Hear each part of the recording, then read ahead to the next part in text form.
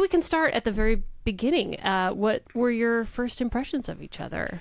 Well, we should tell the story that... How you met. How you met. cute. Yeah. I'll set it up, and then, Jeff, you can take it away. To take people way back when, in the Wayback Machine, David Letterman announces because he didn't get the Tonight Show, he's pissed. He's angry. He feels like that he was in line for that. Jay got it. Forget his last name. And so Letterman's upset, and then he does the thing that NBC doesn't see coming. He says, I'm out of here. Yeah. And they never thought he would do that. And so suddenly there's an opening. They need a host for 12:30. And in a streaming era, there's no such thing as a time slot anymore, really, but there's just an infinite number of jobs now and shows. Back then, when there was a space available, it was like a once-in-a-decade event, especially in late night. It was a big deal. It was a huge deal, and everyone was like, who's going to replace Dave? And the affiliates were getting nervous, so NBC had an idea, which is to stall and to keep the affiliates calm. We'll just tell them Lorne Michaels is going to figure it out. The producer of Saturday Night Live, and he always makes the right choice, so Lorne will do it. And so Lorne agreed to that, I think, and with the understanding that he would produce it. And that bought NBC some time with the affiliates. They're like, whoa, oh, good. Well, then Lorne is figuring it out. It's being handled. It's being handled. And so then... And that's great shorthand to get it. It was a very good idea. And NBC has only had good ideas. And then this was an incredible team, a brain trust. And then they... so Lorne's handling it, and then Lorne's first move before he picks anybody is he knows a young lad named Jeff Ross, and he dials the phone. Jeff, fresh back from Cabo, even back then, trashed on tequila. Getting abused. No, not at all. And by the way, this is a 6-hour episode. It's more like a rectal exam. Yeah. It won't be that pleasant. Yeah. Those you get medication for. In Mexico. I love a rectal exam if I get the wrong propofol. So phone rings, and Jeff, you take it from there. I'm leaving. Lorne says to me, I guess it was in the news, or we all knew he was going to produce the show and pick the host, and he says to me, would you produce it? How did you know Lorne? I'm sorry. Well, that's true. That's a Good thing I'm here. Yeah. That's called a follow-up question. I had spent a year in Canada producing The Kids in the Hall, and then I was doing some other shows for Lorne and a lot of HBO specials, and I was around, and Lorne knew me, and I guess he had to hire somebody to do something on this thing, so he called me, and he was like, I'm doing this thing. I got to produce the show to replace Letterman. I go, I heard. And he says, you want to produce it? And it's sort of to what Conan was saying. It's such a surreal thing, let alone, obviously you want to be the host. Somebody says, you want to produce the show that's going to replace Letterman, which was the biggest thing at the time. And there's no idea who the host is. So I wound up in this sort of like crazy whirlwind of nutty ideas and going to auditions. I think at the same time he was talking to you. He talked to you first because I knew I had heard your name. We hadn't met yet. We hadn't met. And Lorne, I had left SNL and two years earlier, maybe 2.5 years earlier, and gone to The Simpsons. Right. Yeah. And so I was in Los Angeles, and I had moved on. Lorne very sweetly had really wanted me to stay at SNL, and he was saying, you can work from home.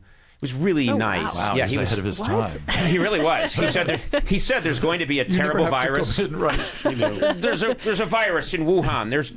You'll see. We're all coming for you. And I said, no, I really have to go. I was going through a lot at the time. It'll all be in my memoir. I was going through a lot of stuff in my personal life, and I was, I think, very unhappy. And I just decided I've got to leave the East Coast. And so I got this great chance to work on The Simpsons. So I'm there. And I really feel like I've put New York in my rearview mirror, and I've put, even though I had an amazing experience at SNL, I thought that's all behind me now. And then it's now 2 years later, and the phone rings, and it's Lorne. And he said that he's setting up the new late night show to replace Letterman. And I'll remember very clearly me saying, whoa, good luck, because there's no replacing Letterman. And I was quite... I feel sorry for whoever gets that job. I really Just did. show a test pattern. And I think Jeff probably felt the same way. We both felt like, he had been, Dave had, recreated the talk show and created this whole new sensibility, and it felt like he had discovered this whole new continent. And how do you follow that? And he had carved out 12:35 as this. Yes. I actually thought hour it of wasn't really going to TV. happen. You thought what? I just thought it wasn't going to happen. Oh, What do you really? mean? In other words, either Lauren wasn't going to produce it, or something was going to happen, and I wasn't going to produce it. Right. So It just seemed not real. Were you? at the time? Did you hesitate to say yes to producing this show? No, I said yes. You just jumped right in. Yes. Okay. You And say you yes, said there but were a lot of crazy ideas. but I didn't believe it. Oh, yeah, okay. And so Lauren at first is talking to me about being the kind of head writer. Right. So Jeff will be the producer who makes Right. it all happen, and Right. then I'll be the head writer, sort of producer. And I remember initially being like, "Well, I'll talk to you about it."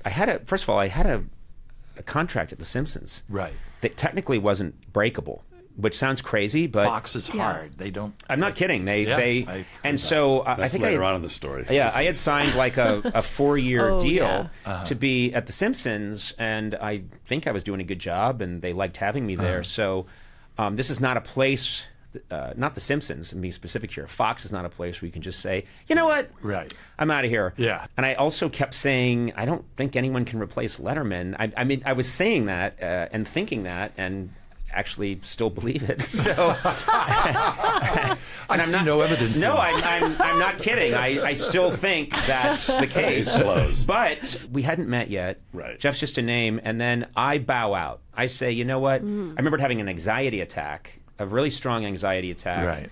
And thinking, I just can't do this. I actually went and met Lauren, who had an office at the time at the Paramount lot. And I just said, I can't do it. And he was, I think, a little rattled because he, I think, was telling people, I've got this lined up. I've got Oh, Jeff. I've yeah. got Conan. And he's trying to And- put pieces and together. He's trying to put the pieces And together. this is an anxiety attack just on being the head writer of this show. Yes. Yeah. And you don't know who the host is. And I don't know who the host is. And Right. so I bow out. And so I'm out of the process. And I remember feeling a huge sense of relief. Huge relief. Yeah. Then a couple of weeks go by, and Lauren, I think, had a showcase, and I think Jeff went to the showcase. I was on the East Coast doing another show, and I had to come to LA to do a different show. And Lauren calls me to his office, the same office at Paramount. So I go see him, and he says, "You're still going to produce the show, right? The late night show." And I went, "Yeah, but do you know who the host is?" He says, "Well, can you go to this showcase tonight at the Improv?" And we've talked about this before. Yeah, It yeah, was yeah. like, Yeah. it was like 5 comics, all male, I believe. Right. And they all knew that they were auditioning for Lauren. Oh yeah, And oh you- yeah. okay. Lauren was there, Yeah, and so yeah. was and so were the guys who ran the network. Don Ohlmeyer was there. Warren Littlefield was there. John Agolio was there. He was like the business affairs guy. And afterwards, what was the restaurant? Those guys are always good laughers. Remember the mustache? Oh yeah. Remember the mustache cafe? Biz affairs. The Mustache Cafe. It was across Yes. from the. I remember the Improv. Mustache Cafe. So afterwards, they're all going. And Yeah. Lauren goes, "Come with us." And I'm thinking, it's crazy. Yeah. And we go over there, and I'm sitting there, and he goes, and everybody's arguing about who they thought was good and who was Right. not good. And Right. and Ohlmeyer goes, "Everybody meet in my office tomorrow." And Lauren turns to me and goes, "Can you come to this meeting at Ohlmeyer's office?" And I go, "Sure." And so I go to this office, and this is when the connection started. With Conan. Ohlmeyer's kind of beating up on everybody because that's kind of the way he was, you know. Yeah, he was Don Ohlmeyer. Soft You touch. all know him, but he was running NBC when the OJ trial was happening. And Don was very good friends with OJ, and would get very upset when Norm Macdonald would do jokes that basically said, for reasons I don't see the evidence, Guilty. but Every single week. basically say that on the day of the verdict, Norm Macdonald said, "Well, it's official. Murder is now legal in the state of California." But Don Ohlmeyer was kind of like, imagine Babe Ruth at around 45 years old, like a big over the top. And I have a lot of affection for Don. I want to make that clear. I really do. And I think he had a lot of really good qualities, and he was very loyal to me in the long run. So there's a lot of things about Don that I have very good feelings about. But he could sometimes intimidating. he could be very intimidating Yes. and be kind of, he had a sports mentality because Right. he had come from the world of sports. So it was a lot of like Right. kicking guys in the ass and get out there Come and on, you got to figure it out. get your head in the game, you fuckers. And it was that kind of attitude. So finally, Lauren says, "Well, I think Conan could do it." And he turns to me and says, "Don't you think?" Oh, wow. And that was the first time he'd brought it up. We had not met. And he had never met me. And so Yeah. I smartly go, yeah, I think so. and That's how you survive in show business. Exactly. Great improv skills. And I'll never forget this. And then Omar goes, well, can we test him? And then Lauren turns to me and goes, can we test him? And I go, yeah, sure. So what happens is I'm working at The Simpsons like a normal everyday Joe, and I come home with my lunch pail and my hard hat, and I put it down, and I see that there's a machine. The machine. This is back when you had a machine with a Let's blinking explain light. what an answering machine is. Yeah, No, so I play it, and it's not. Lauren doesn't leave messages to this day, but it's one of his 35 people saying, Conan, could you give Lauren a call? So I call him, and he said, look, I know you don't want to do it, but would you be interested in going to an audition? Now, I had a panic attack at that, which is the idea that I would audition because I was a writer. Now, things have changed a lot since then. This is before, now Seth Meyers, John Mulaney, there's just this long tradition. Tina Fey, people are writers, and then they get elevated and they figure it out. This hadn't really happened before. Right. Now, behind the scenes, I had been kind of a performing writer for a bunch of years, doing improv, groundlings and improvisation, and constantly, it's where I met Lisa Kudrow. I started doing improv in '85. And I was very interested in that. Right. But I was not a stand-up comic, which was considered. It's like to drive a car, you need a license. Yes. What do you mean you're not a stand-up comic? Right. So I was just a guy that. That was the mindset back then. Yeah, and I remember at SNL, Jim Downey was always putting me in things because I was the guy who was in the room entertaining the room. The room of writers. Yeah, in a room full of writers, and to this day, my favorite place to be is in a room full of writers. Yeah. Trying to make everybody laugh and doing a dance for them or spinning out some wild thread. And so I think Lauren had seen me doing that. Right. He had seen me cracking up Jim Downey, and he had seen me, play little utility roles and sketches here and there. Right. And so the notion was maybe. So he talks to me. I'm very nervous. I call Robert Smigel. Imagine. Yeah. Robert Smigel's initial response was, I wouldn't do it if I were you. Oh, wow.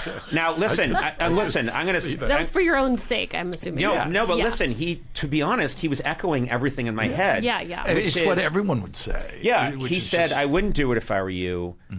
And I said, and what's the reason? And he said, because that is a hard way to get into show business. Like, you're a complete unknown, the knives will be out. He said all the things that ended up, to a large degree, playing out. And he was telling me all that, and I was nodding. I remember this was a apartment on Cochrane. Cochrane. Near the Grove. Yeah. No, I'm sorry. Hold on. No, I'm sorry. No, not Cochrane. That was my earlier apartment. Cochrane. I moved around more than like Ted Bundy. Bundy Drive. Yeah. Bundy once said to me before he was executed, you moved around a lot. And I'm like, you know what? That's my business. But I was on Weatherly, which is kind of near the Four Seasons Hotel. So I had this little, I was a guy that didn't know how to furnish an apartment. I just wrote and ate out at Chinese food places at night and worked on my Simpson scripts, completely undeveloped male human. And I was in this little breakfast nook, and I remember very clearly the table I was sitting at, talking on this shitty little phone, and Robert saying, I don't think I would do it. And I was kind of agreeing, and in the background, I heard Michelle, his wife, say, who's fantastic, and Michelle, I just heard her in the background go, well, yeah, and I couldn't quite hear her. And I said, what did she say? And I heard Robert talk to her. And then he came back to the phone. He went, well, Michelle says, what do you have to lose? And then I heard in the background, Michelle was like, he should do it. What does he have to lose? He's funny. And I had this little tremor of maybe. Yeah. What do I have to lose? And then Robert went, well, that's a really good point. So I thought, well, what's the worst that could happen if I audition? I'm not going to get it, but I'm interested in this getting out in front of people. So that's when the next thing I know, I'm told by Lauren, okay, we're going to test you. You're to go meet Jeff Ross at the Four Seasons Hotel, which in Beverly Hills, which was like a 5-minute walk from my apartment. So I walk over. I get to the lobby first because Jeff's upstairs. Beauty regimen. Putting the cucumbers on his eyes. He needed a spa hotel. Yeah. And Charged. and I'm downstairs, and there's a lobby. They've changed the lobby of the Four Seasons now, but there used to be this kind of business desk that was made of lucite. It was like a clear plastic desk. When I went, and I was sitting at that clear plastic desk, just waiting, and then Jeff comes off the elevator. We've never met. And he walks around the corner and goes, and I go, Jeff goes, Conan? And I go, Jeff? And I go, yeah. And then I gesture to the desk and go, what do you think? Like, True. I could I be thought the you went like this. Yeah, I kind of hit the desk and went, what do you think? And Jeff was like, No lucite. and Jeff, pure Jeff was like, I don't know. And I was like, yeah, I know. So then we talked about How it. crazy it was, honestly. So Yeah. the chemistry was off the charts. Yeah, right away. You know what I love? My first interaction with Jeff was disinterest Right. and no faith in me, and nothing's changed. He would have been Yeah. looking at his cell phone Not if true. he'd had one. There was no cell phone. No, Jeff Yeah. used to carry You a had to rotary suck phone. suck you right Jeff in. had a rotary phone in his jacket. cord. It's something- Long cord. And it was always getting tangled to things. He was like, hold on, I got to check my messages. Can you unroll me? So It's just another example of how surreal the whole thing was. It was- Right. You couldn't really believe in your heart it was going to happen. Like you were probably both laughing at the Yes. when Oh, you it met was each like- other. yes. Right? it was Like, completely Let's make absurd. lunch out of this. And I have to It's say, such a crazy- I was laughing at that point because I took what Michelle, Robert's wife, said to his heart, which is, oh, what the fuck? Just try this. It's not going to Yeah. happen anyway. Right. So And it's a Probably good regret experience. not this doing it. this Yeah. story, I mean, this story could be a whole. We could do 9 hours on this story, and I'm trying to move it along. Yeah. But long story short, Jeff starts to, with NBC's help, starts to put together kind of like an audition, and the only space they have to use is the Tonight Show. And trust me, set. it's Yeah. always been good luck for me. So they set up. The idea is when Jay's done with his show, he's going to leave, and the crowd's going to leave. They're going to bring in another audience, and the idea was I will come out and do a monologue, and then interview two celebrities, and I won't know who they are till I get to Burbank. Wow. So Jeff was putting it together and trying to find the celebrities, and I had nothing to wear. So at the time, I call my best friend, Lisa Kudrow, and I say, Lisa, you've got to help me. And she says, don't worry, I can help you. So she took me to, Ooh, makeover montage. well, it's hilarious. This is the worst makeover montage, but I had no one. You went to Sears. Two-thirds of the way through the movie, that's when they We went to Best Buy. And we went to Fred Siegel. Oh. Down near Santa Monica. I have a 1992 Ford Taurus with a stick Right. shift. Yes. Very proud of, that we still have, by the way, Still, Jeff. it's- You know what I can't believe? It is it's still on our budget. Oh, my Like of the God. things to Oh, pay my for. God. Wait, When what you did you sign pay checks. for? I don't want it. That's It's no, but I mean, it's paid off by now, isn't it? no. It's not the car. You got to store it somewhere. Yeah. Oh, storing it. Yeah, we bought a 50-year. I got on the 50-year plan. It's not a house, Pay Jesse. $12 You don't get a mortgage. It could be. You could make it an Airbnb. So, you could be um, earning money with that car. So I pick up Lisa. We drive over to Fred Siegel, and we go to. We're walking around now. I now know things just from being in show business. I kind of know, like, they should put some makeup on me. Yeah. But I also know kind of when you're my coloring, what are good colors to wear. Like blues are really good. Yeah. They make the old blue eyes pop. And they also, what colors really help if you are very, very pale redhead. The one thing I've learned that you're not supposed to do is wear very, very pale, like white. I should not wear that.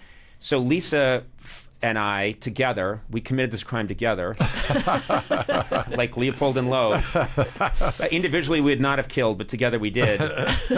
We pick out a white linen jacket. A white linen jacket, like a white shirt, I think, and I throw it in the back of my Ford Taurus, which, by the way, I later found out has radiator fluid in the back, green radiator fluid, which got on some part of the jacket, but that I hid. I love that Ford Taurus was the car you drove to do this. So then Jeff sets this thing up, and we're kind of talking back and forth. Yeah. Then I drive. It's set up for this time. I drive to Burbank. I get there, and when I get there, you guys had worked it out. You had found Mimi Rogers Jason Alexander. and Jason Alexander. Right. As Great. guests. As guests. Yeah. And Jason Alexander, of course, doing Seinfeld. Seinfeld. Yeah.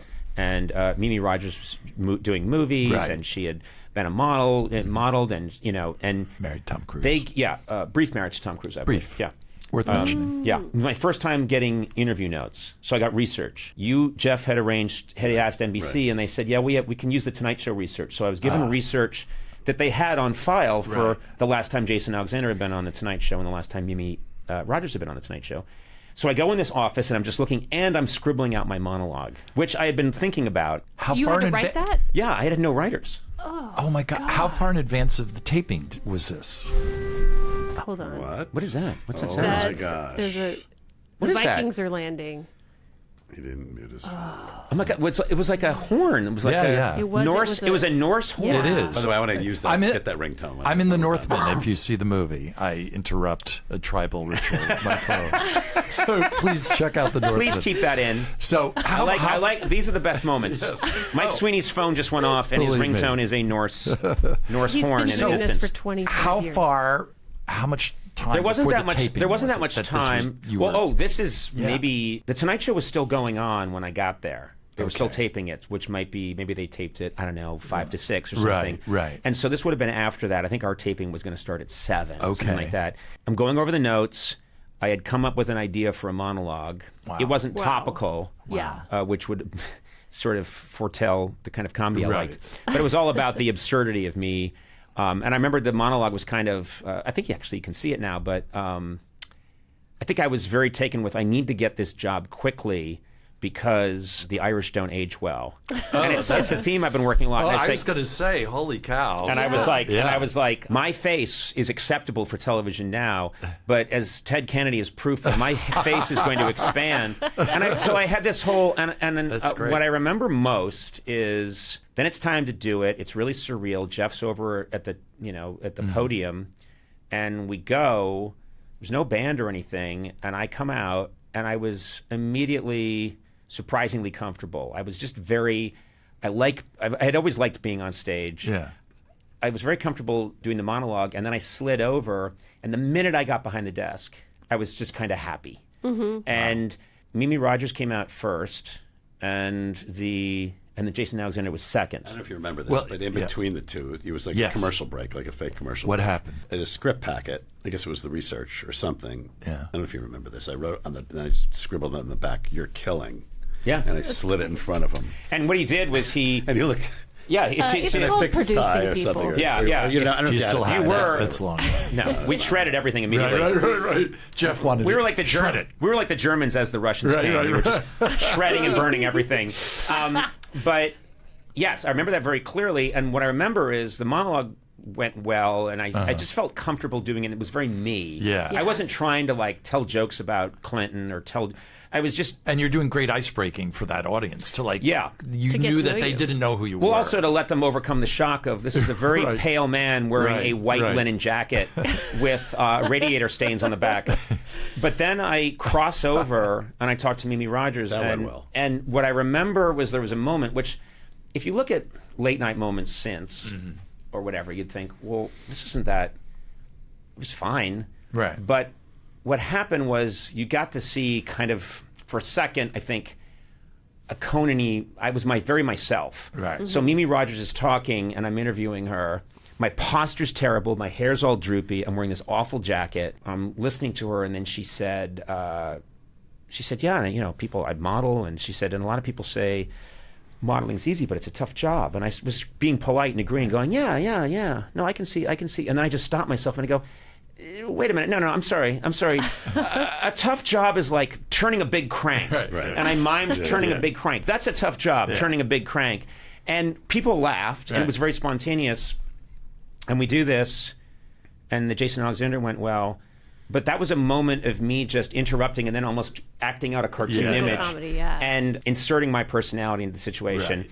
And then it ended, and I went with, I think Lisa and I went to, man, I wish I could, it's a woman. It's Back to Fred Siegel. Yeah, we went back to Fred Siegel to sue them. Return the jacket. To sue them. Yeah, we put the jacket back on the know how shelf. that stain got and I there. said, I can't. It came like that. I can't wear this. There were cell phones then, because I remember driving away. You would know. They were huge. Car yeah. phone, yeah. And I was in the car, and Lauren calls me and says, "That went well." And I went, "Yeah," because he was watching in New York. And he goes, "But it's going to be Shandling," Yeah.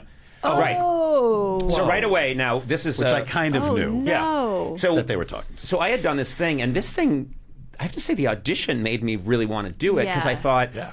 I was like a duck that had never been put in water, and suddenly I was like, oh, that felt Right. And I'm not used to feeling good about anything. And it'll only go well. Yeah, exactly. It'll only go that well. But you had a total flip where you're like, now I want this. I was excited, but I couldn't even let myself think that yet. So I was excited, but I couldn't get myself to that point yet.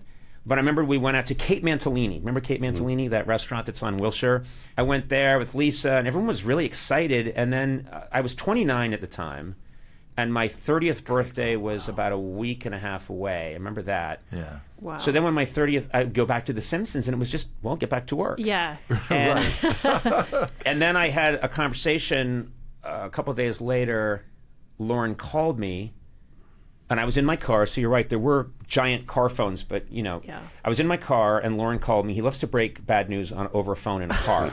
And he told me, you were great.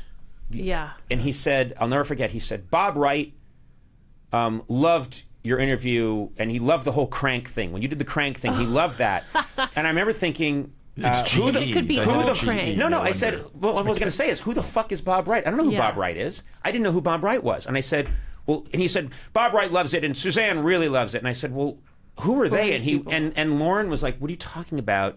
He's the president of... He ran the network. He ran the network of NBC, and he and his wife, they expressed them this videotape out in Connecticut, and they watched it, and they're like, we like this weird Irish kid with the funny name. Yeah. That crank thing, man, that really cracked us up. And They're I'm like, still talking about it. But then he called me later on and said, the same thing that he had told Jeff. He said, look, it's not going to be you. You're not going to get 12:30, but you did yourself a lot of good, and they're probably going to give you like 1:30. And I remember thinking, well, that would be great, because there's no pressure. Right. If I get 1:30, there's no pressure. And wait a minute, that's cool. Yeah. And I'll never Then forget. you started wanting that. Yeah. I still want 1:30. I'll take that now. No one will give it to you. But I hung up the phone, and I was with Lisa, and Lisa's like, well, that's, so you're not going to get 12:30. And I said, I don't think the Shenling's going to happen. And she said, well, Lauren just told you it's going to happen. And I said, I don't know why, but I just said, it doesn't make sense to me. Gary is a peer of Dave's. And he's killing it with his own show, Larry Sanders. Yeah. And he's getting all of this critical acclaim and awards for making fun of the form. Right. Who wants to go in every day and try and do it? Yeah. And I said, it's not going to be Shandling. I don't think Shandling's going to do it. I think that it doesn't make any sense to me. He's too cautious. He's too smart. He's not going to want to go in every day and figure this out. And sure enough, that's what ended up happening. Yeah. I think I told the story, but I don't know if I told it to you guys the last time, but I was basically I was out for lunch or something. I had an office at Broadway Video in New York, and I come back and I had all these messages when they used to be like paper messages that you would, Pink. and they were all people that had something to do with it. It was just obvious. I was like, holy shit, he got it. Oh, wow. And how long? It was just a couple of weeks after? What was it? How long Well, was I it? remember one of the last things I remember from the old life, the black and white, before the times. black and white portion of Wizard of Oz. Before I opened the cabin door, what I remember really well is I had a birthday party. It was when I turned 30, and I had it at my apartment on Weatherly, and a second floor apartment on the second floor was a sort of a duplex, old 1920s place. And all my friends at The Simpsons and my writer friends came over, and everyone brought gag gifts. Like someone brought me Arsenio's had written a book, like his and people So they were, all knew that you were in this process. That was no yeah, gag. everyone knew that I was in this process, and everyone was talking about it, but it was kind of funny. Like, Yeah. oh yeah, well, here's your how-to book by Arsenio, and for everybody's dummies. and Jeff was there, and we had this nice birthday party, which was April 18th, 1993, and then it was I was like, see ya.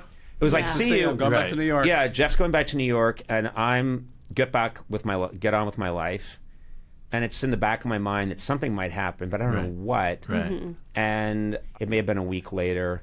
I'm in a record at The Simpsons. It was in the basement in the building on the Fox lot. And the way you do a record is there's a table read first, so the whole cast is there, and we go through the script.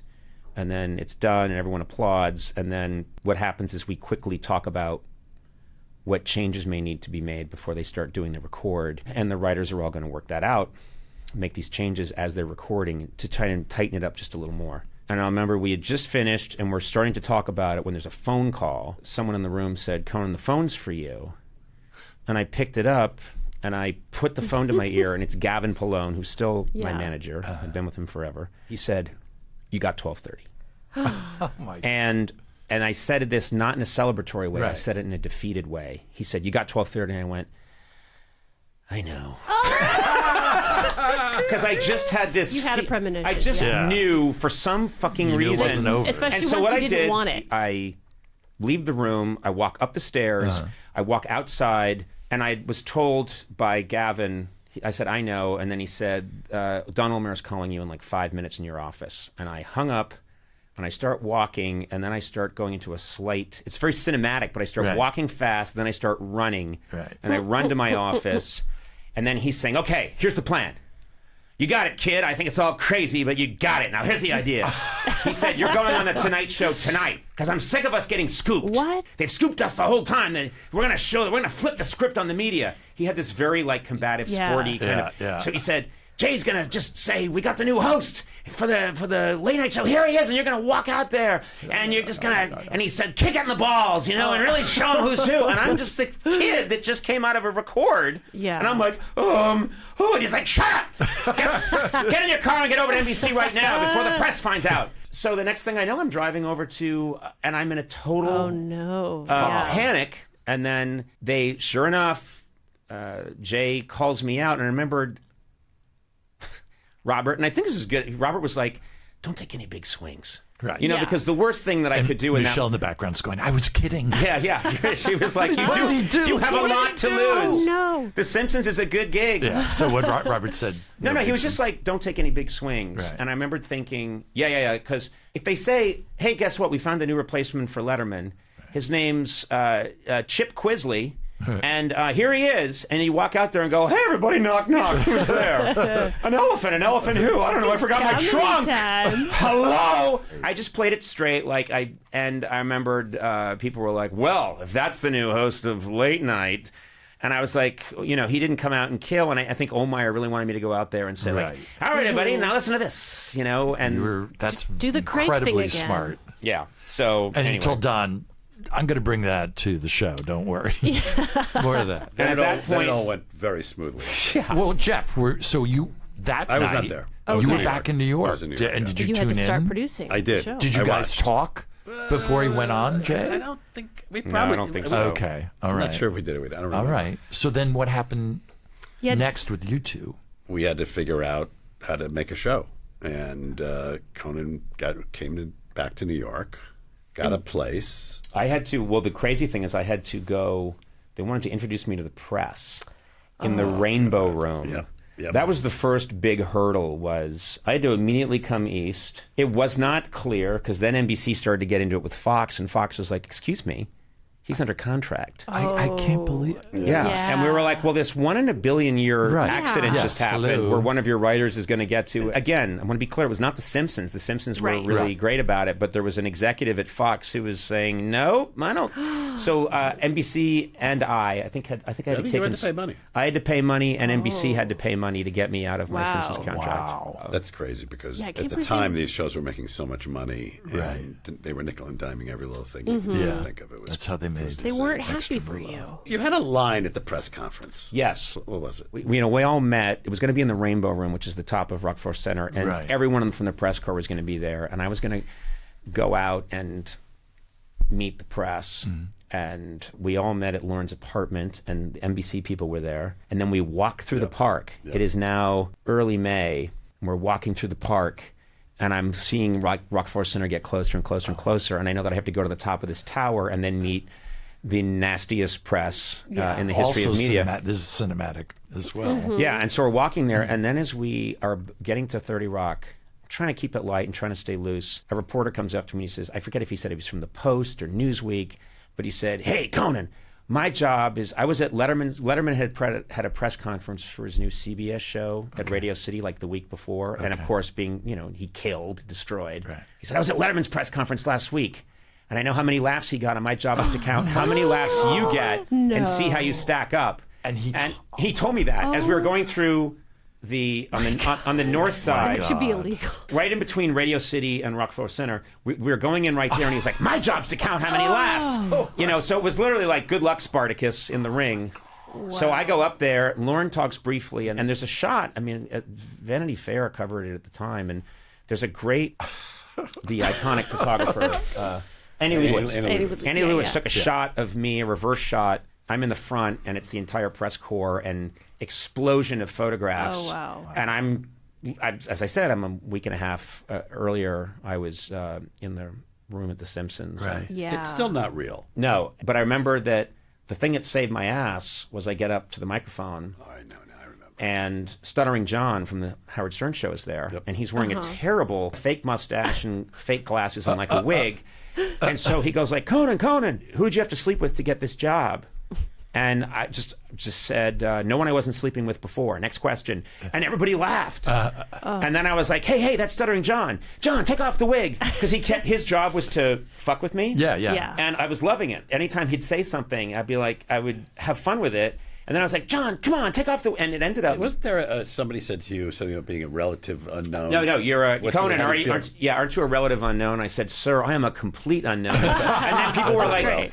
oh, great. he's... And I remember, Yeah. foolishly, the press conference went really well. Yeah. And the take was, well, he's funny, and it could work. That's and all you wanted. He got 3 laughs. He got 3 laughs, right. yeah. I'm dying to hear that the count. I want to dig up that art. But you did a thing, with John, that you've done every time since, I think, where you have an event is like if you can find one person yes, to play as a through line and to play off of, and you've always been great at. I always try and find who's going to be my foil, right? Yeah. And then use them as the through line. And Stuttering John was there, and he was my foil. And to make things even crazier, that event's over, and the first thing I hear is Bob Wright of We Love the Crank.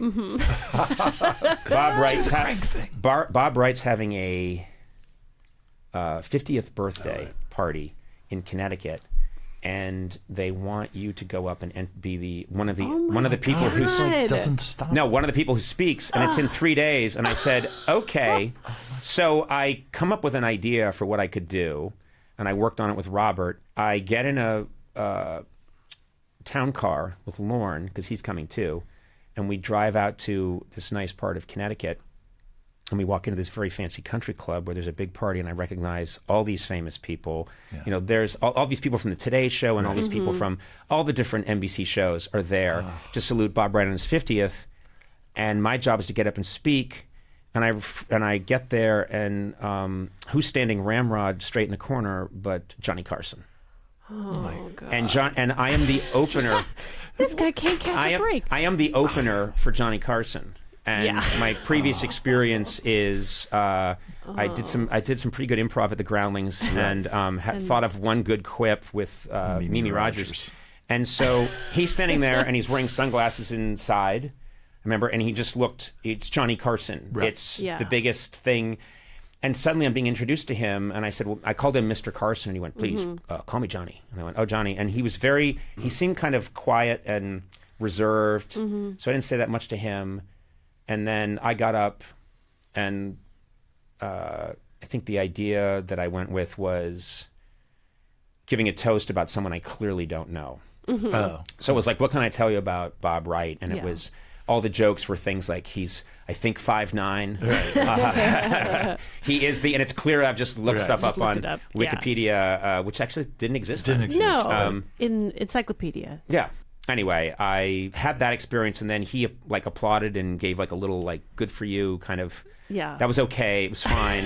And it was no crank. Yeah, it was no crank. Yeah. And he said, "Follow that, Carson." Yeah, I should have totally been like, and now fucking Johnny Carson. Let's see it. But then he got up and, of course, blew the lid off the place. But that was how rapidly insane things were happening. It was like Rainbow Room, meet the New York press, and be confronted by Stuttering John, off to open for Johnny Carson. And it was just this cavalcade of craziness, I remember. And then it was go meet all the affiliates. I had to go around the United States and meet affiliates. That seems at least like...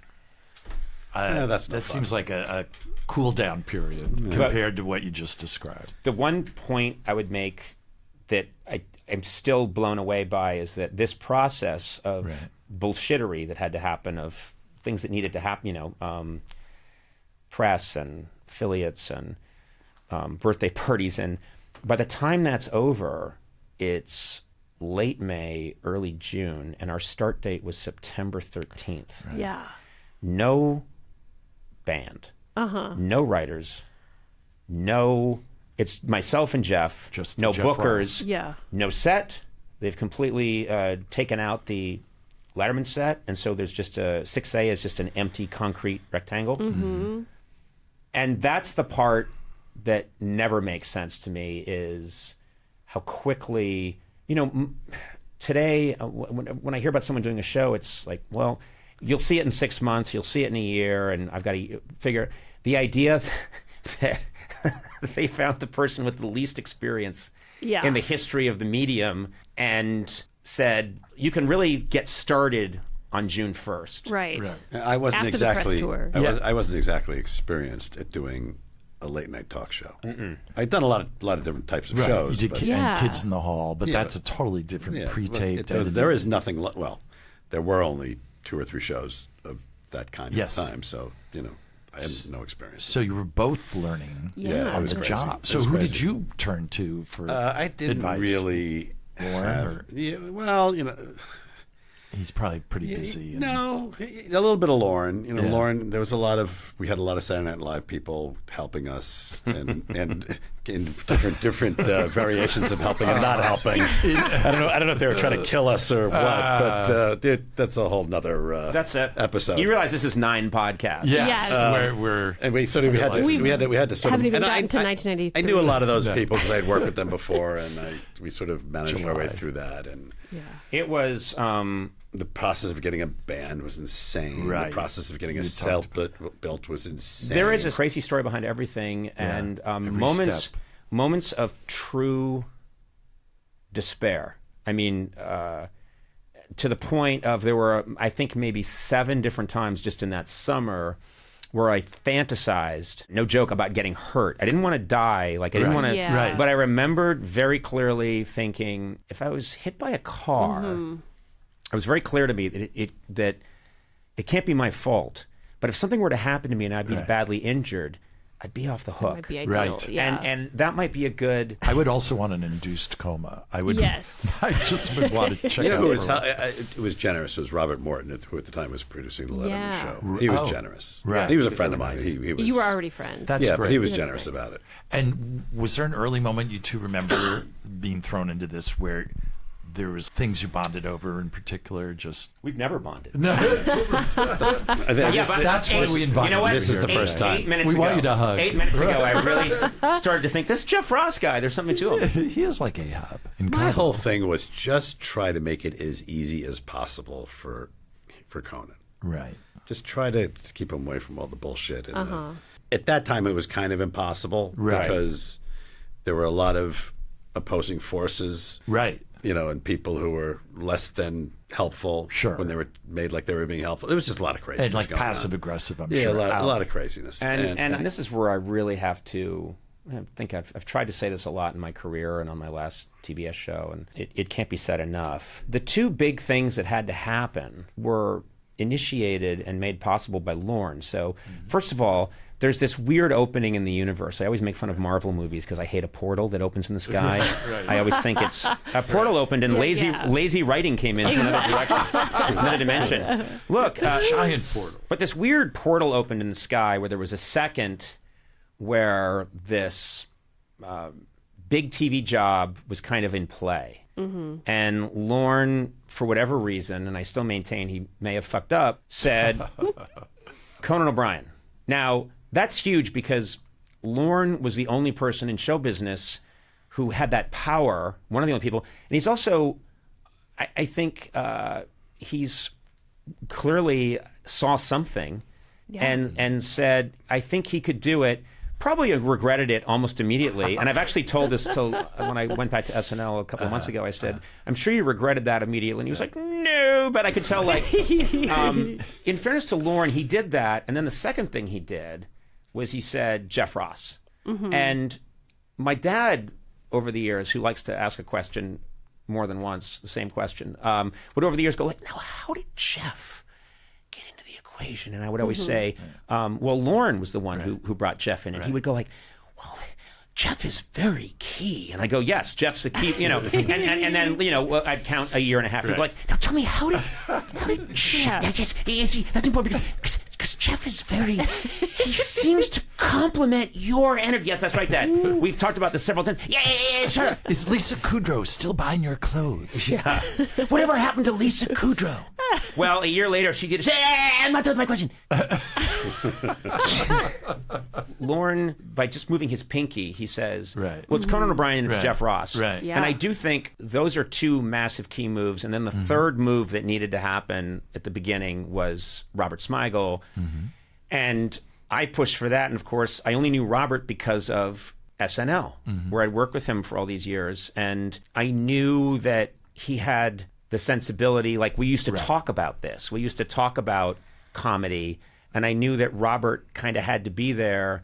And Lauren, I think was reluctant to lose Robert from SNL. And that was a whole story. But when you think about it, the three main players that needed to happen for everything else to happen really come through Lauren and SNL, and they happen fairly quickly. And then the rest is, I always think it's one of those movies, like you start with Robin Hood and he's walking through the forest, and then he starts fighting with someone on a stream, and it's Friar Tuck, you're with me. And then you pick up people as you go. I think of it as Jeff and I pretty much start the journey out together, and Robert's there almost immediately. Then it's the three of us, and then it's this whole odyssey of merry men. Literally Jeff Garland saying, hey, check out this guy, Andy Richter. And we do, and I have lunch with him, meet him at a deli, as I've said many times, and he came in, and I immediately, a lot of it's instinctual, but immediately I was like, this guy needs to be part of this adventure. Yeah. Because he's fantastic. You were like Lauren all of a sudden. You were just like,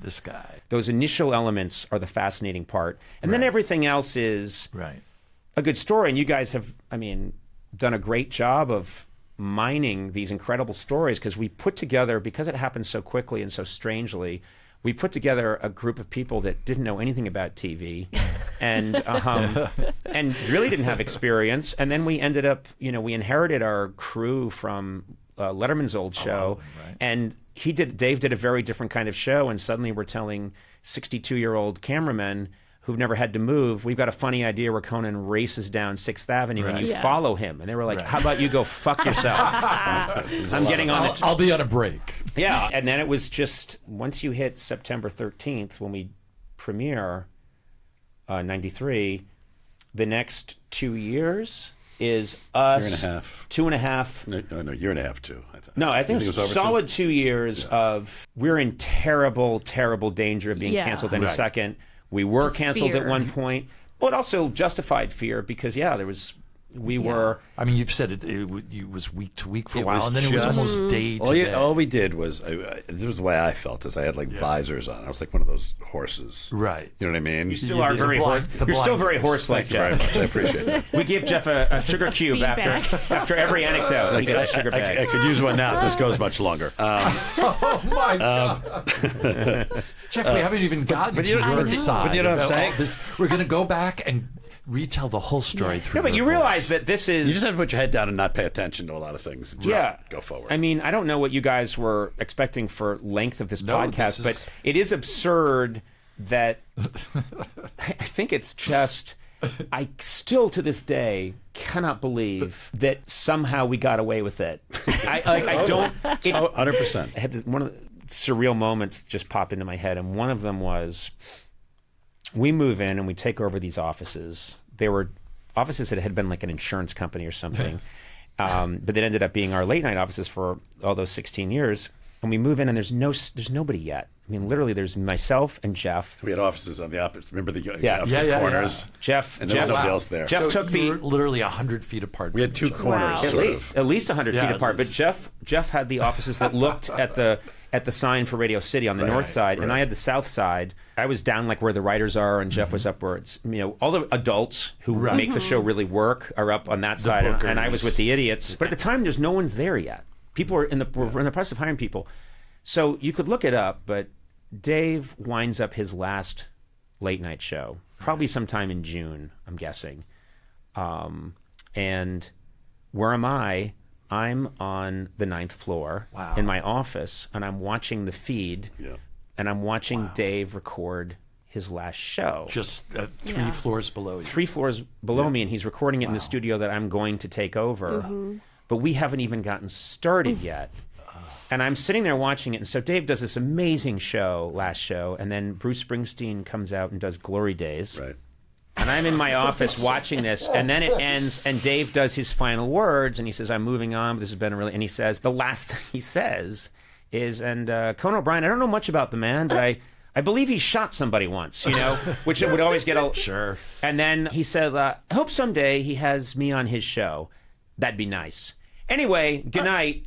That ends, and I'm like, for the first time, as long as Dave was on the air, I felt this isn't real. Yeah. It's But down once the road. he left, suddenly it's like, you're up, kid. Oh, wait. Right. Put on DiMaggio just left the batter's Yeah. box. He just hit a home run. Yeah. You're up. I hope you're warm. Oh, here I am.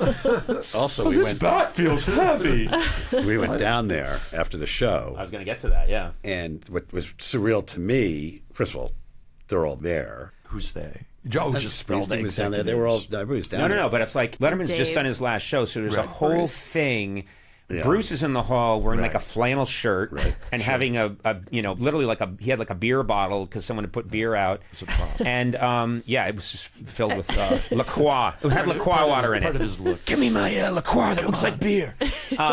So Dave was in this little tiny dressing room, and someone said, you should go in there. So I went in, and suddenly I'm in a tiny, tiny room with David Letterman, who's just done his last show, and he wishes me well, and I said, well, that was really amazing, and, well, I should go and start making the show that will replace your iconic show, I suppose. And I walk outside, and Tom Hanks was a guest on the last show. And Tom Hanks is there with his wife, Rita. And Tom looks at me, and I knew him from being a writer on SNL. And he used to call Robert, Bob Odenkirk, and I, and Greg Daniels, the Boiler Room Boys. He'd be like, hey, fellas, we're the Boiler Room fellas. Get over here, fellas. Yeah. And so he was like, he looked at me, and he stared right through me and like put his hands on my shoulders, and he said, what's just happened to you doesn't happen. Wow. It never happens. And I don't know exactly how to take that, but Right. and I don't think he meant anything, but he was pretty much saying, this is kind of unprecedented in Right. show business history. Yeah. Okay, I'm going to go now. Good luck with that. No. Don't fuck this up. Yeah. I also remember being in that Wow. hallway, and immediately they were ripping the set out. Oh my God. And I was just watching them rip the that's set out. And Thinking- shitting on the floor. Pretty much. And just going, and our set experience had a little to be desired, with that first set. And we're going through all that. I'm watching the set being ripped out. And I'm just like, oh my God. Oh, that's real. We just got to figure it out. So it was empty by probably the next 2 days later. It was an empty Yeah. space. There's a thing. I think that night. Thing you hear about a lot. Work that, breaks. That back before there were rules and laws about childcare. That if you wanted to teach a child to swim, Right. you would just take the child and throw him into the Right. deep end of the pool. Yeah. This was like I'm taking the child into a C-47 plane and throwing them out into the Arctic Yeah. waters. Right. Yes. And the worst thing about it all was like, I think if it had been done to me, my psychological response would have been, if I was told by the government, your name's been selected randomly and you have to replace Letterman and this is your job to save America, I would have had a very different attitude about it. But in my own fucked up Catholic way, I think I was very much, you asked for this, Yes. asshole. Yes. Yeah. And so I Got what you wanted. you got what you wanted, fucker. Now let's see. You put yourself in this position. You said yes because someone just had to host a talk show. And the voice in my head is far more punitive than anything anyone can ever say to me. And so I just beat the shit out of myself all the time. And I now think that when I look at the audition or the times I've seen it since, I was more relaxed in the audition than I was on television because that makes sense. psychologically, I'm being asked to try out. Well, I'll do my part. Yeah. Well, I'm not Nothing to lose. Nothing Yeah. to lose. I took it very seriously. Yes. It just took me a while for the volume. It was literally the volume and the amount of work we were doing and the volume of shows and it's getting Malcolm Gladwell's 10,000 Hours Right. Yeah. the hard way in front of everybody. In front of it. In That's front the of everybody. And craziest so part of it to you me. could probably some program could probably take 3 images a show from every show the Right. first 2 years and speed them up, and you would literally see somebody, my skeletal structure would change Right. from yeah. the sheer. I wanted it to work. I was not going to not work. Right. I was Yeah. remember thinking it was this is going to work because it has to work, because being a joke trivia question is not an option. Right. Yeah. But to me, just learning to do that on the job, because you mentioned like Tina Fey and Seth, like yes, they were writer background, but Yep. then they had all this performance Yep.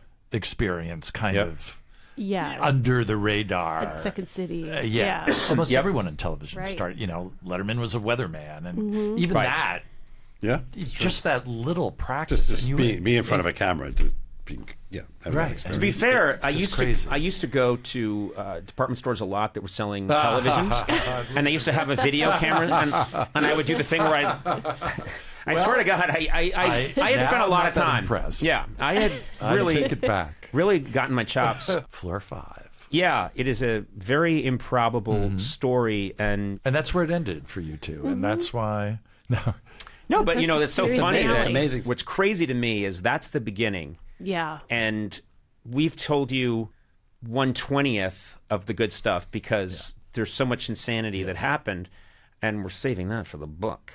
But that's just the beginning. Yeah. And you could believe, and then finally the ship righted itself and went off to have a pleasant career.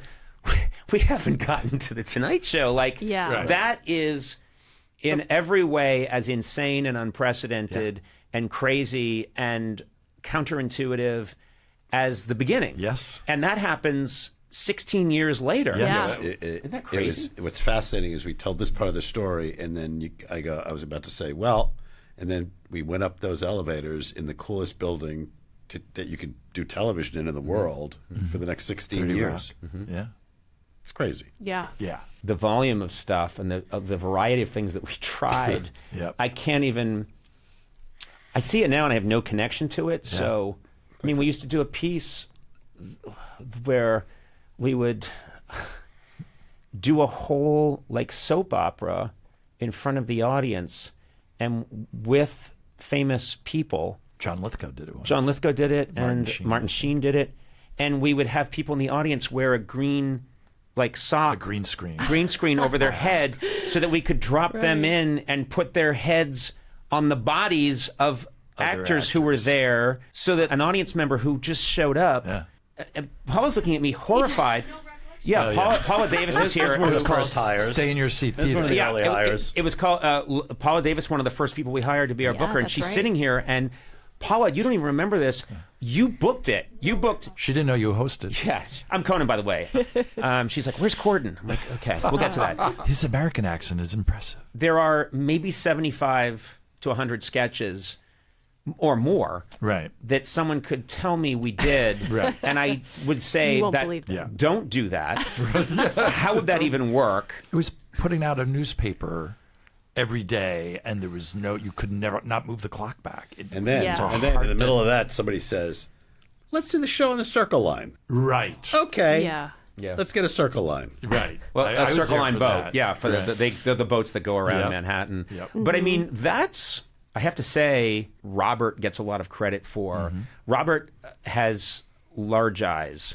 There's that old saying my grandmother used to say: if you didn't finish your food, she'd say, "Well, your eyes were bigger than your stomach." Right. Yeah. And Robert has creatively huge eyes. Yes.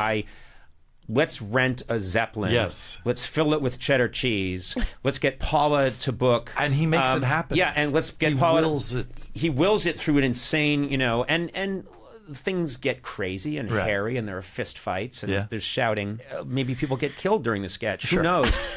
But They're not important. when we were really taking heat early on, Right. through at 93, and people are I was reading at the time, there were reviews that said things like, it would be really nice if Conan died, and it'd be great if Andy died with him. It just people were just very upset by it, and That was actually in print, That was I think, for once. your hometown paper. Yeah. Your father wrote Yeah, exactly. I was going to say, written by Dr. Thomas O'Brien. If he died, it wouldn't be his fault. You see, He never adequately explained Jeff Ross to me. Yeah. And now he must be punished. There was a time when I think even Lauren was saying, couldn't you just interview people, and couldn't it be because our comedy was very aggressive and aggressively strange, and I think still looks that way. And they thought, well, this Conan guy, he cleans up nice and he's affable. Right. Why can't he just be affable and chat with people? And that way, And sell the product. Do the crank. There's less sticky edges. Instead, Conan's yodeling and he's wearing a bikini, and Andy's dressed as a monkey, and the whole thing is there's a punk rock element to it, like it or go fuck yourself. Yeah. One of the great things about that, when you wound up your show on TBS last year, were all these successful, like Seth Rogen and all these other big names who this wouldn't even occur to you at the time. You were just trying to do a show every night. Yeah. They all ate the feast of all this comedy you were making. Yeah, we're like, and it finally influenced someone's making them. comedy for me. I think And that's how people felt. That must have been very satisfying. It was, but I have to say, Mike, No? I don't know how you felt, Jeff, but I think the thing that gratifies me the most is that, haters and Mulaney's and all these people who are so crazy talented and good at what they do and brilliant, and they say nice things about and what our show meant to them back in the day, and my immediate response is, couldn't you have said anything? Because nothing was You're old enough to write. Yeah, like, couldn't you have written us Why weren't you in Dear Nielsen house? Mr. O'Brien. Well, in fairness to that, there were a couple of situations where somebody's kids, they were hearing, like, executives who I can't remember. I remember who it was. Who was it? There was a guy who, and again, this is probably for another installment, but there was a guy who was sort of hired to kick us in the ass, and he was had worked with Don Ohlmeyer, and his job was to come and kick us in the ass, and let's get this thing moving again. I mean, we got to figure this out, and knock off all this bullshit. You guys are fucking this up. And so it was like an episode of a sitcom where a character comes in, a drill sergeant moves in with the family, and boy, does he turn things upside down. But I remembered him telling us, you got to pull this together, you got to da-da-da. Then he went off to visit I believe it was his son, who went to Boston College. So he went to visit his son, and he was hanging out in the dorm, and he's like, so guys, tell me, what is everybody watching these days? What are the kids loving? And he said the dorm room was like, Conan. Wow. And he was saying, no, seriously. Seriously. Did you guys like Jag? No, that show's on its way out. Yeah. You guys like Caroline in the City, right? And they were like, no, we watch Conan. It's so great and weird. And to his credit, he did repeat that. He told me, he didn't have to tell me, but he told me. Well, he was going to take credit for it. I mean, in the end, that's probably the kind of thing that saved us. Mm-hmm. Yes. Yeah. I mean, the first thing that saved us was nobody was paying attention. We could just do whatever we wanted. Right. Yeah. And then it became... After the initial rush. I think what helped save us is that we were in New York. Yeah. And had we been in Los Angeles, where they could come in, if we had been in Los Angeles, they could have been there every day, and they would have seen me putting on an octopus costume, Right. and us putting a green felt sock over Martin Sheen's head, and they would have said, "Stop! We just saw that on the feed. Yeah, Stop." yeah. Have Dick Cavett on and interview him and be pleasant, you motherfucker. And we were a car accident, so there was also a bit of a let's not take that road. People stayed away from us for a while because no one wanted to own it. And we have to give a shout out to someone who was a real stalwart, Rick Ludwig, who is no longer with us. Rick Ludwig was the NBC executive in charge of Late Night, and he was horrified by a lot that we were doing early on. But he was there, and he was watching audiences laugh at us. He was the first executive to get it. Yes. Yeah. And had the only one with the balls to go into a room and go, it's good. He said something. I don't get it. He It's said, not I for know. me, but He said something's happening here. There's something happening here. What it is ain't exactly clear. You can edit that out, or actually put music to it. We'll loop it. There's a and man release it as a with single. I don't think gone anyone's over going there. to associate that cover. with the Telling actual me song. I've got to beware. It's time to stop. Don't make that show. Everybody says my favorite Stooge is Mo. Anyway, this is why I really. Topical. You know what? If I had said, Oh, if Weird Al hadn't come along, if I had sung that ditty at my rehearsal, you wouldn't know me now. I'd be at the guy at IKEA. I know there was a divine force helping you through it. Helping me not make stupid songs up. Yeah, Rick Ludwig said there's something happening there, and he just doubled down and went to bat for us, and remained a good friend of us all through, everything, and even through the Tonight Show craziness. Was like, nope, disagreed with people audibly, and got him fired. Anyway, not important. Nope. Yeah, we have to wrap this up. We do have to wrap this up. So everyone can just look up the Tonight Show for another 2 hours. and the Serious Deal. People can read about that online. Well, this was This will be a new spin-off series. This was could cathartic. Run 20 seasons. But This is amazing. It's tough, and I know I run off at the mouth, but it's very. No, it's. I'm very.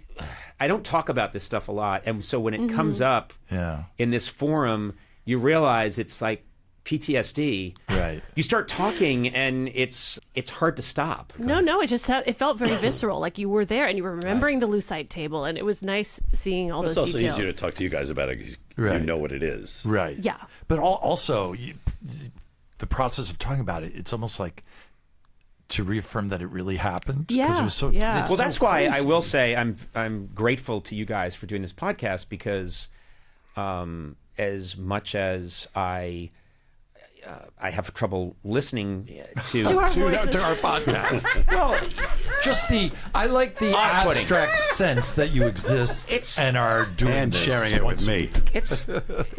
It's just the lack of chemistry. Let's get a robot else? and a What bar of else? soap. And I'll have you know. no. I hope I'm the soap. Oh, you are definitely the soap. I love being a robot. But bleep bleep. Where's my oil? You know the joint. I have trouble going back there sometimes. You know what I mean? Yeah. I have trouble going back, but the fact that you guys are talking to Robert and Bill Tull, and when I heard that you guys had done a deep dive on the old-timey baseball Yeah. remote and found Nell, is it Nell? Yes. Yeah, she hasn't forgotten you. And found her, that is a magical moment in my life. Yeah. And this is very name-droppy, but Paul and I went and saw Jack White do his show recently, and he was telling me afterwards, we both realized we're going to be in the Seattle area around the same time, and he said, I'm playing a baseball game then with a bunch of friends, and I'm going to be in there because he's on tour, and he said, you should stop by, and you could play with us. And he said, and you could do it as an old-timey guy. And then he's like quoting from it, that's and I'm realizing great. he probably saw that when he was like 8. Why didn't he write a letter? Exactly. That's what got him into comedy. I'm really grateful that you guys are doing this, because, you can love us, you can hate us, but whatever happened during this crazy 28, 29-year span was authentic, kooky, and involved a lot of brilliant, weird, difficult, lovable people, in this movable feast that just seems to, now it's continuing in audio form, and I think will morph into other things, but I just love that you guys are getting these stories down, because none of us should have ever been allowed to be in Rockefeller Center or Warner Brothers or any of these places. It's insane. And I love that you're getting this sort of oral history of a terrible mistake. Right.